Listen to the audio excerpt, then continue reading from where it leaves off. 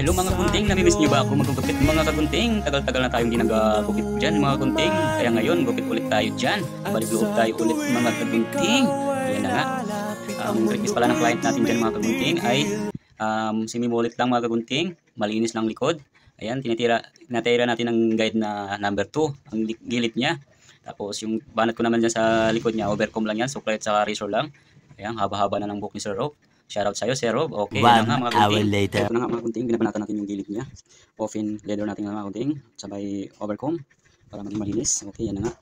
Control lang yung pagbanat yung sa gilid mga gunting para hindi umilalim. Ayan, ilapit natin yung cameraman mga gunting dahil wala tayong cameraman at tayo sariling sikap niyan. Tapos ayan na mga gunting. O, patuloy natin mga gunting. Ayan, overcomb tayo. Gagamit tayo dyan razor ulit mga gunting. Hindi na tayo gamit ng gunting dyan. O, ang paikot yan mga gunting para pantay. Ayan na. Okay. O, nilapitan ko mga kagunting ha. O yan, pinaikot ko mga gunting. Tinitingnan natin yung likod kung maganda. Okay, ayos naman, malinis. Okay, yan ang harap niya mga gunting. Pantay lang daw yan. Kaya tatanungin natin customer natin mga kagunting ha. Ano naman sabi mo sa gupit mo, sir? Satisfied ba, sir? Satisfied naman. Okay. 100%. Oh, 100%. Yeah!